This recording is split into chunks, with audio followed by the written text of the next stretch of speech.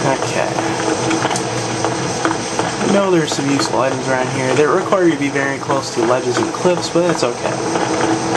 Now, you do not. It's actually possible, to go right through that. It's actually not too hard, not as hard as it appears, but we're not going to do that because it's not necessary. Now that we have the key, we can actually deactivate that machine from somewhere else. I'm going to drop down here, get this item.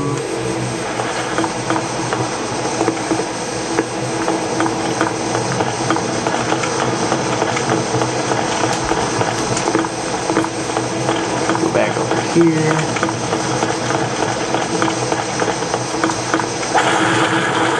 Now we need to go back. Now that we have that key, we can go around.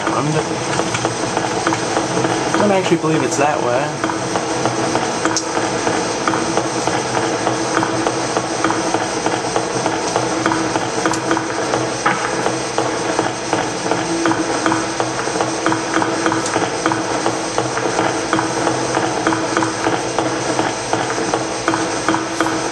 Let's see, I believe it's up here. And it's these doors over here. Yes. Some 9 players in here, we'll have to be careful. More items. This level has a lot of items.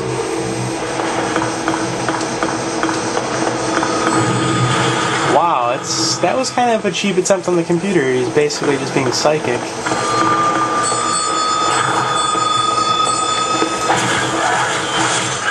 And there's going to be another one. This is one area where you should be careful because you do not want to fight 2 of them at the same time. They're usually split up, see, they're pretty far away from each other, but still be careful. That corridor kind of screws him over, and his attack just instantly stopped. But yeah, you just be careful to, lure the first one out just to be extra safe, because fighting 2 of them at the same time, that could be trouble. That's always something to keep in mind in this game. If you can limit how many of them you have to fight at once, do so, because that will make things a lot easier.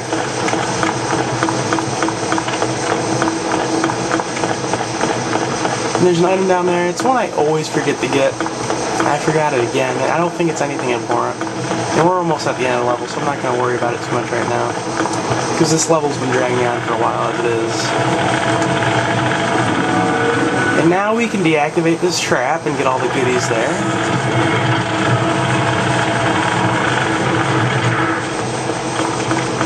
Lots of items. Storied Soldier Soul is good. Clever Rat's Ring, that is a very important ring. I'll probably go into that later.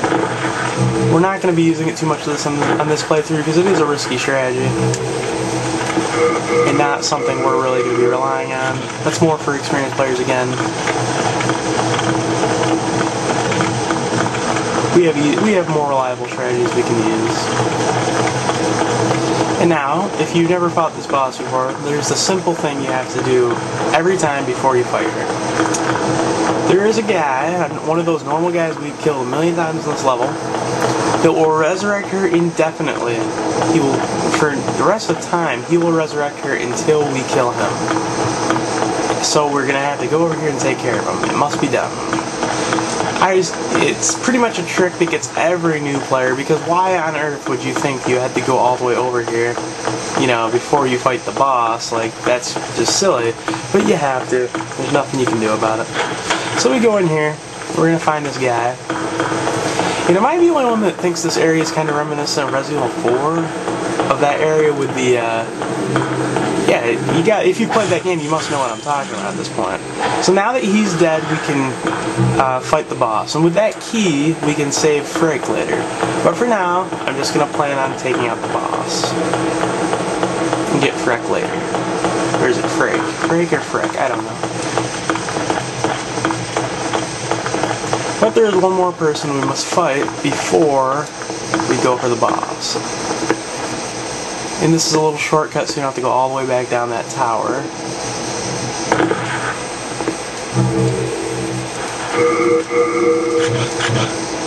I'm in trouble, please recommend this message. And we drop down here. And there she is. Now, it's usually best to stay in close range. She has a crossbow, which will hurt pretty badly, ouch, from far range.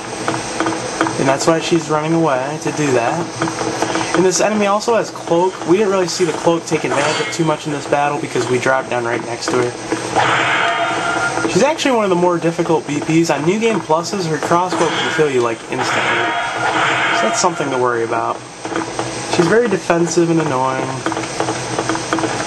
Getting in range for her crossbow. That's the general strategy for her. Let her try to use a crossbow, then take advantage of the fact that she doesn't have her weapon out and just attack. And now that she's bleeding, I definitely have the advantage.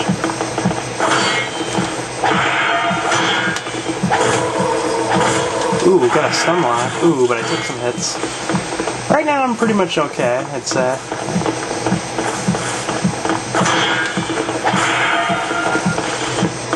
I want her to take her crossbow out. There we go. And now that she does that, I can kill her. Yeah, basically, let her bring her crossbow out, rush in, dodge the attack, the crossbow, then kill her. Now we have our first black eye stone. That means we can invade other players if we want. But since I'm alive, I can't do that, so I'm not going to worry about it. Okay.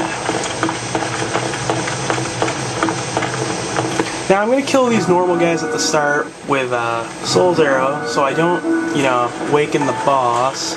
And because I'm not going to be using Soul Arrow on the boss because I believe magic isn't the best way to hurt her, so it won't be too effective. And of course these chairs making this not so smart of a strategy. Can also use a bow.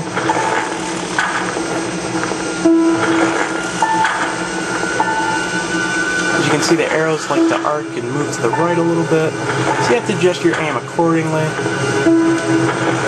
And he's going to start running, making my shot miss completely.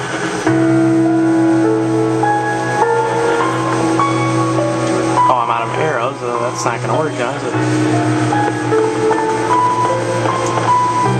Alright, what I'm going to do is, I'm just going to rush up to the boss and do as much damage as I can.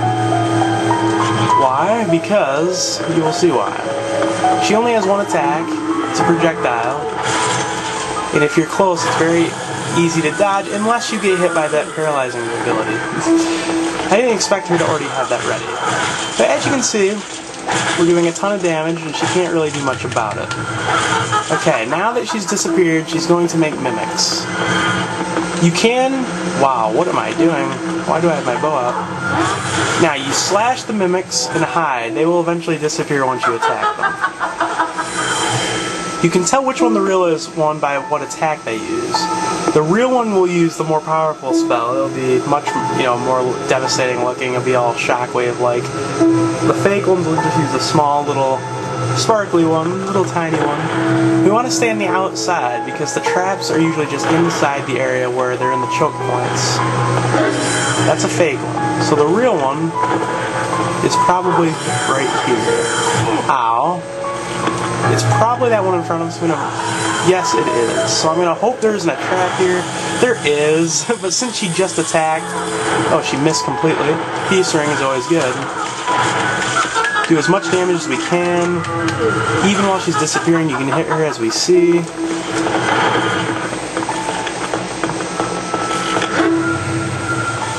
We see there's no traps in front of us here. And that's the real one. We get lucky there. Actually, that's not the real one. I saw her health go down. I swear I did. Ah, she already disappeared again. Staying on the outside is key. And that's the real one. Thankfully, we're okay for now. I didn't know there'd be a trap right there. Gonna go around this way, swing through here, and of course there's a trap. But I think we'll be okay. They're not hurting us too much. Doing big damage. And again, another easy boss. Really, you don't even have to be optimal in your strategy. As long as you stay on the outside for a while, wait, you don't just rush in blindly. Wait until you know which one's the real one, then just, rush in, do as much damage as you can. Until you get the New Game Plus, you're not going to have to worry